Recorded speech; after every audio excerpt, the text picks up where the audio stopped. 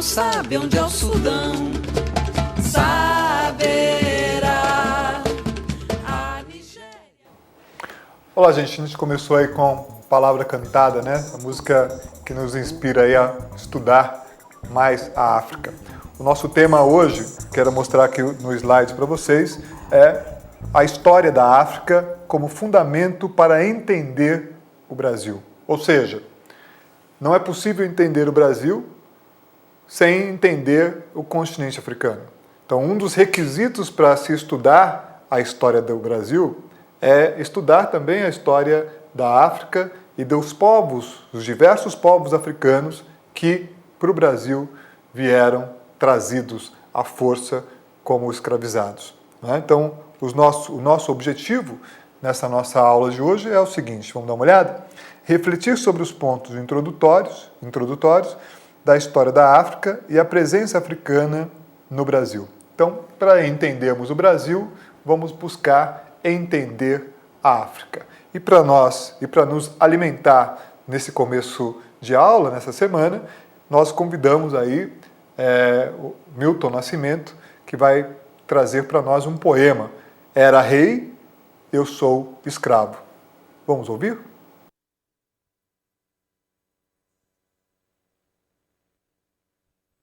Era rei e sou escravo. Era livre e sou mandado. Onde a minha terra firme, África de meus amores? Onde a minha casa branca, minha mulher e meus filhos? Me trouxeram para longe, amarrado na madeira, me bateram com chicote, me xingaram, me feriram. Era rei e sou escravo. Era livre e sou mandado. Mas, por mais que me naveguem, me levando pelos mares, mas por mais que me maltratem, carne aberta pela faca, a memória vem e salva. A memória vem e guarda. Guarda o cheiro da minha terra, a música do meu povo, a certeza de hoje e sempre que ninguém vai nos tirar. Aonde estiver o porto, por mais que eu sofra e grite, sou mandado, serei livre, sou escravo, serei rei. Bonito, né? E há uma questão aqui que me chama muito a atenção, que é a questão da memória, da história. A memória vem e salva. A memória vem e guarda. Ou seja, nós, ao estudarmos a história dos africanos e ao estudarmos a história dos afrodescendentes, nós temos a possibilidade de nos aproximarmos dessa memória que dá sentido à nossa existência, que explica quem nós somos, que explica parte da nossa história e da nossa herança cultural, que dá sentido para a vida. Ou seja, a vida e a existência passa, portanto, a ter sentido quando nos aproximamos dessa história e da cultura africana e afro-brasileira. Talvez essa, ainda tentando responder aquela pergunta da aula anterior, por que se estudar essa história? É para que a gente tenha uma vida que tenha sentido, para que a gente saiba da nossa ancestralidade, da nossa herança cultural, saiba explicar de onde viemos, quem nós somos, né? O que nos fundamenta como seres humanos. E aí a gente parte de uma questão importante, que no pensamento africano, tudo, absolutamente tudo, tem relação com tudo. Ou seja, não há possibilidade de se pensar as coisas de um modo fragmentado. E aí eu quero chamar a atenção para alguns elementos que fundamentam esses nossos estudos, que fundamentam a questão de por que parar para estudar a história e a cultura africana e afro-brasileira. Primeiramente porque há um Brasil negro dentro do Brasil clamando por ser compreendido. Nós só vamos compreender plenamente o Brasil se compreendermos a história e a cultura africana e afro-brasileira, né? Até porque, no caso brasileiro também, nós não tivemos a abolição das mentalidades escravagistas, né? Ou seja, a mentalidade escravagista ela ainda é muito presente na sociedade brasileira. Ela não se apagou. Ela está aí permeando as nossas relações, ela está presente na escola, está presente no trabalho, está presente na sociedade como um todo, não é? Então, quando a gente começa a entender e a valorizar essa história que nos constitui como brasileiros, né? Não nos constitui exclusivamente o afro-brasileiro, mas nos constitui a todos, né? Porque as expressões, a língua, o nosso vocabulário, portanto, o nosso jeito de pensar, ele é permeado e impregnado também por esse jeito de pensar africano, que é essa nossa herança. E é por isso que desde o século XIX a gente vai identificar negros lutando, né, e pedindo, reivindicando uma educação que valorize a história e a memória africana. Então, o movimento negro, desde o seu início, teve essa preocupação com essa questão pan-africana também, ou seja, de entender a África na sua totalidade, ou seja, que incluía, né, todo o continente africano. Isso se caracterizou pelo chamado movimento pan-africano. E o movimento negro também, brasileiro, vai tomando contato com a sua história, sua cultura, ouvindo os mais velhos. Então, a questão da oralidade é um elemento importantíssimo na experiência cultural africana e afro-brasileira, né?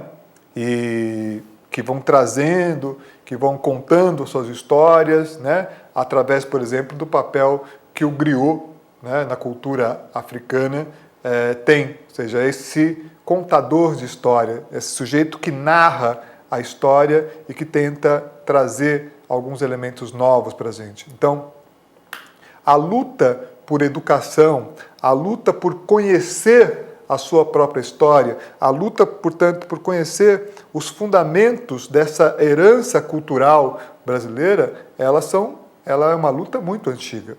Até chegar, vamos dar uma olhada? Até chegar em 2003, com um momento muito significativo na luta por uma educação afro-brasileira, que é a Lei 10.639 de 2003, que depois, em 2008, se transforma na Lei 11.645, né, e que vai trazer alguns elementos novos nessa luta do movimento negro, né? Então, sem a menor sombra de dúvida, essas duas leis, uma grande conquista do movimento negro, que já lutava por um direito a uma educação que valorizasse os aspectos culturais africanos e afro-brasileiros. Para a gente ter uma ideia, no ano de 1976, uma escola de samba chamada Camisa Verde e Branca, né, aqui da Barra Funda, em São Paulo, a Camisa Verde e Branco já tinha um curso de História da África, né, e um curso chamado, na época, um curso de Madureza, né, um curso para adultos, portanto, voltado para a alfabetização, um curso de educação, né, para adultos, mas que incluía nesse curso a questão da história da África, já lá em 1976. Em 1978, 12 grupos de teatro em São Paulo já trabalhavam com a questão da cultura africana. Aliás, essa questão do teatro, ela no movimento negro, vai ser um tema de aula mais para frente, né? Porque é criado, num determinado momento no Brasil, aí nos anos 70, a questão do teatro experimental negro, né? Que também vai ter uma importância muito grande. Então, desde o início, os movimentos negros tiveram essa preocupação com a educação. Por que essa preocupação com a educação? Se preocupam com a educação porque é importante entender a sua história para se entender, né, esse momento presente que se vive, ou seja, a sua ancestralidade. Então, a história, vamos lá? A história e cultura africana e afro-brasileira é um pré-requisito para o estudo da história do Brasil e também de Portugal, né? Porque tanto brasileiros quanto portugueses herdam muitas tradições africanas e egípcias, né? Que vai aparecer inclusive na literatura portuguesa, em Camões, né? E também até mesmo na forma, em algumas tecnologias, porque há quem diga que a tecnologia, por exemplo, de muitas embarcações portuguesas, elas vão se inspirar, né, no conhecimento de embarcações egípcias, né, de barcos egípcios que ajudam a aumentam a velocidade. A questão do catolicismo negro, né, através da congada, por exemplo, né, esse catolicismo chamado de um catolicismo dançado, com essa profunda religiosidade e com uma forma africana de ser, né, que não se encontra na África e que é tipicamente brasileiro, que é uma outra coisa interessante, ou seja, o que os africanos no Brasil produziram não se produzia na África, mas foi produzido por africanos no Brasil que encontram no Brasil condições adversas ou favoráveis para produzir determinados aspectos culturais que não existiam e não existem no continente africano, né? Então, é curioso perceber que aparentemente surge uma África brasileira, né, que não é a África africana, né, que é um pouco dessa questão que o poema traz, que as músicas trazem, né, ou seja, as Áfricas dentro do Brasil e o Brasil também nessas Áfricas, né?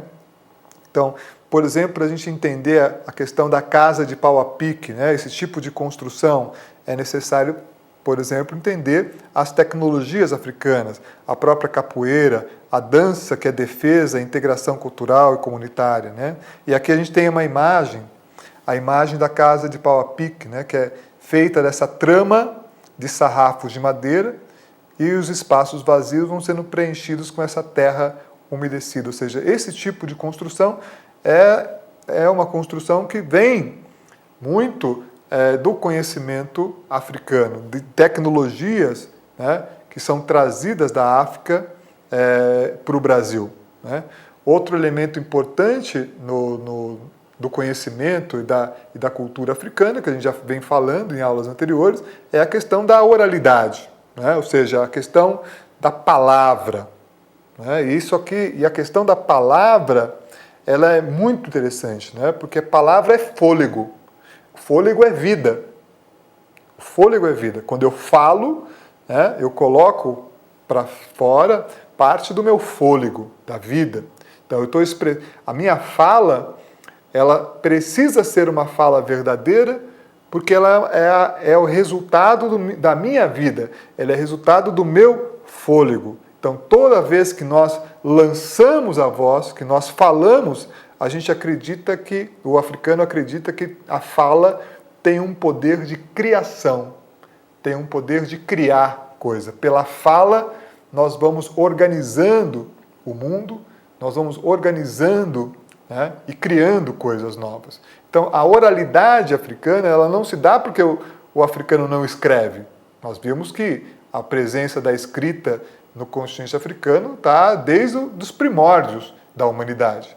A questão da oralidade é porque a fala é um elemento importantíssimo na criação das relações sociais. Então, a oralidade é essa forma dinamizadora do conhecimento, né? Ou seja, a fala para os povos africanos tem esse poder da energia, né? A oralidade africana é movimento do corpo, a dança e o tambor. Então, a oralidade, a contação da história, não acontece por acaso, né? Acontece porque a fala tem essa força criativa, essa força de criar coisas novas, né?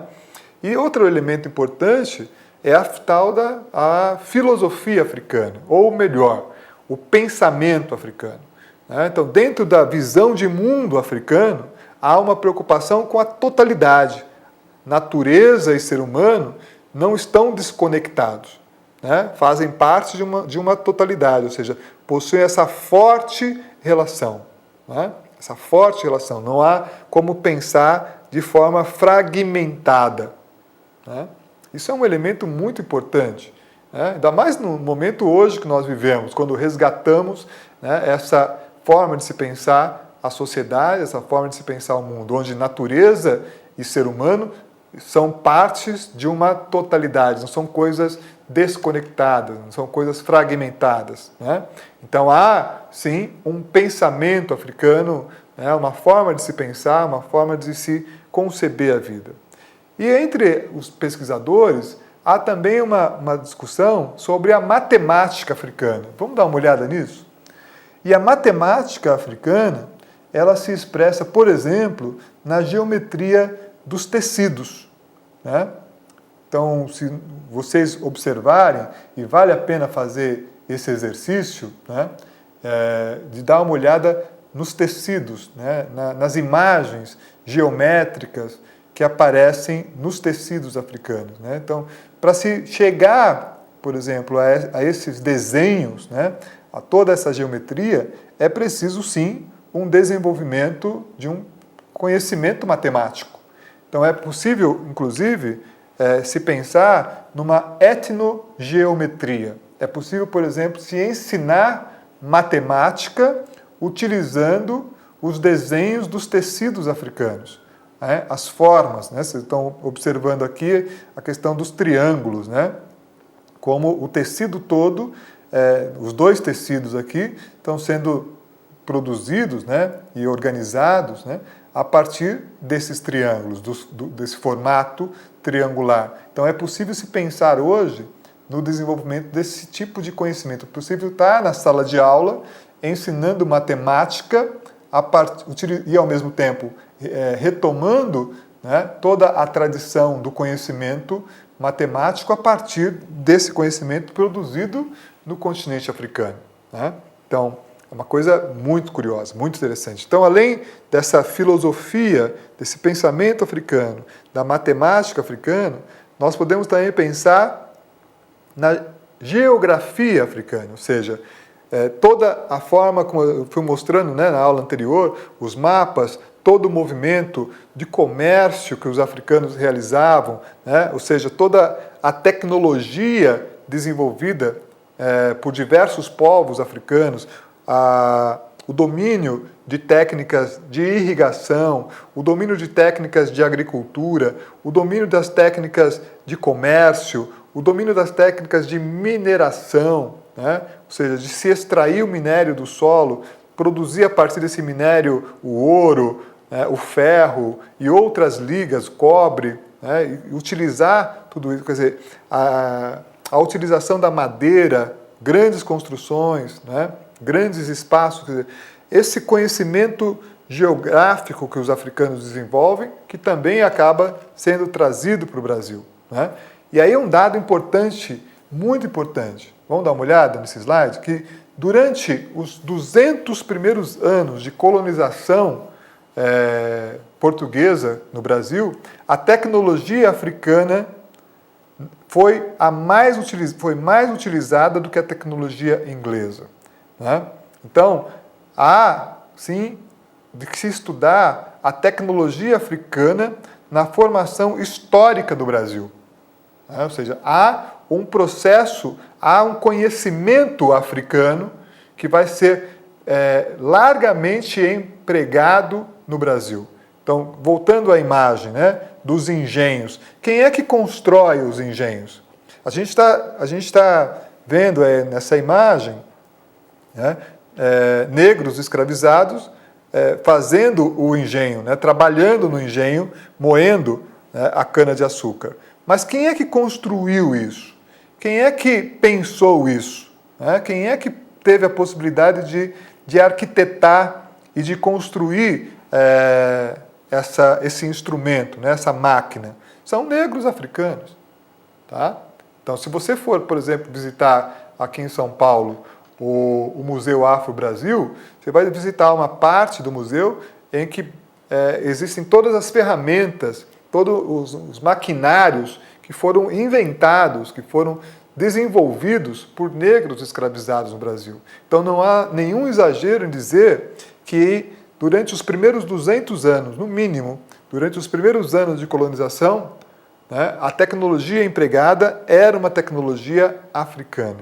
Né? Então toda essa forma de se pensar, o desenvolvimento, por exemplo, do índigo, né, o tingimento do tecido, o tingimento do algodão, né, na cor azul, né, o índigo, que é uma flor cultivada no continente africano. São esses conhecimentos que vão sendo trazidos, né, para o Brasil e se espalhando pelo mundo afora. Então, um conhecimento importantíssimo e que está nas mãos dos negros. A produção do ferro, né, a produção do ferro para a população. O ferro não aparece de forma igual no continente africano. Então, para extrair o ferro, exige, por exemplo, um conhecimento geológico. A produção exige conhecimentos de física e química. Então, para extrair o minério de ferro da natureza, eu preciso conhecer a geologia, né, do terreno. E para produzir a partir do minério de ferro, produzir o ferro, é preciso conhecimento da metalurgia, que implica num conhecimento de química e de física. Né? E muitos grupos africanos chegaram muito perto da produção do aço, que é uma liga, né, que exige uma mistura química muito específica. Né? Muitos povos africanos, por exemplo, desenvolvem a metalurgia a tal ponto de conseguirem produzir fios de ouro. Fios de ouro. Você imagina o que significa isso, né? O tipo de conhecimento que está sendo empregado. Mas há um outro conhecimento também que se origina e que se desenvolve no continente africano, que é o conhecimento da medicina. Né? E há na história, né, que um grande pintor que vai trazer, né, que vai pintar, um grande viajante que vai viajando pelo Brasil, vai registrando o cotidiano do Brasil no século XIX, o Debré, né, que vai mostrar aqui os quadros com o uso das ventosas, né? Ou seja, médicos africanos usando no Brasil medicina chinesa. Né? Ou seja, médicos africanos exercendo medicina chinesa no Brasil em 1830. Né? Olha aqui o quadro. Tá? Médicos e dentistas. Né? Então você vai observar no quadro que há um homem negro deitado e nas suas costas existem algumas ventanas, ou seja, uma espécie de uma acupuntura, né, que negros africanos desenvolvem no Brasil. Então, por conta do quê? Por conta do contato que esses negros africanos já tinham tido, né, com povos orientais, com povos chineses, que conheciam essas técnicas milenares chinesas e que trazem para o Brasil essa medicina chinesa. Aí a pergunta que então, se o negro africano, se os povos africanos todos tinham esse grau de conhecimento, como que ele se deixa escravizar? E a resposta para isso é muito simples. Ele não se deixou escravizar. Ele foi escravizado com o uso da força, com um arsenal bélico, violento e destruidor. Porque eles são trazidos para o Brasil acorrentados e à força. Ou seja, o negro que é trazido ao Brasil não vem numa viagem, ele vem de forma sequestrada, porque o poder bélico que ele enfrenta é muito superior. Mas ele não é superior intelectual e não é uma superioridade cultural, mas há sim uma superioridade bélica, uma superioridade da força. Né? Então vai ocorrer o quê? Um processo de destruição do continente africano contínuo e que ainda, infelizmente, não acabou. Né? O processo vai mudando as suas características, mas o processo de exploração do continente africano perdura. E os europeus, portanto, vão encontrar, né, nos primeiros anos, cidades ricas que vão mantendo exércitos, mas que eles vão enfrentando, né, com o uso da força, com o uso da violência, né, e que vão utilizar a luta, né, as inimizades como forma também de controle e de dominação colonial, portanto, né? Então, esse negro não se deixa escravizar. Ele é escravizado num processo violento, brutal e à força, né? Agora, alguém pode falar, mas antes da chegada do europeu no continente africano, havia escravidão na África. Verdade. Havia sim a escravidão na África. Mas essa forma de escravidão que existia na África não era um modelo sobre o qual as sociedades africanas se sustentavam. Ou seja, as sociedades africanas não dependiam para sua sobrevivência, para sua manutenção econômica, não dependiam da escravidão. Então, é preciso diferenciar uma coisa da outra. Uma coisa é a existência da escravidão e outra coisa é um sistema escravista ou o escravismo, que é o que vai caracterizar o período colonial, né? Então, a escravidão que existia na África era uma escravidão de acordo com os aspectos da cultura, que se escravizava o sujeito que tinha perdido uma guerra ou grupos que perdiam uma guerra que se tornavam escravos.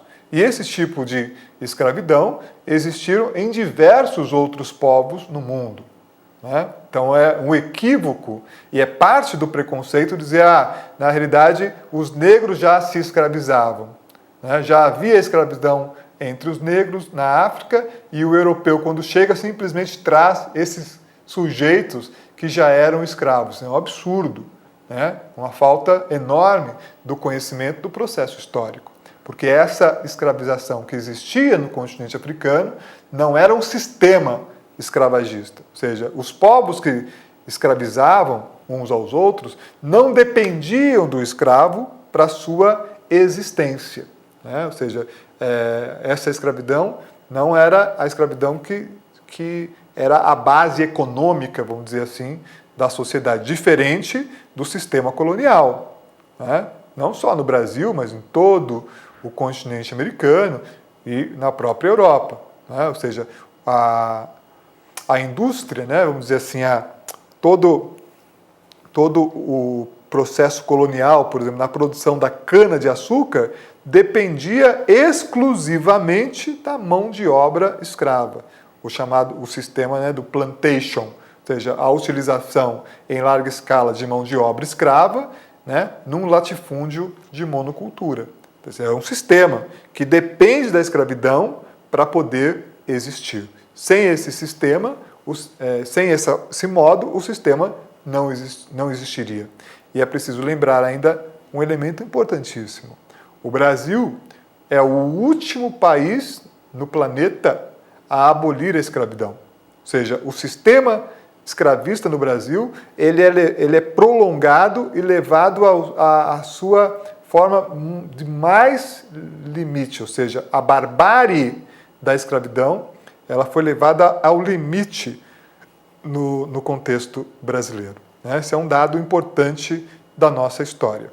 Mas a gente vai encerrando então essa nossa aula por aqui.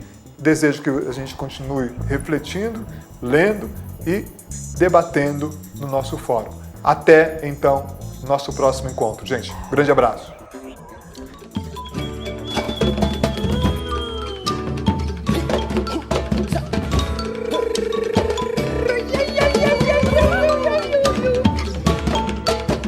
Quem não sabe onde é o Sudão, sabe.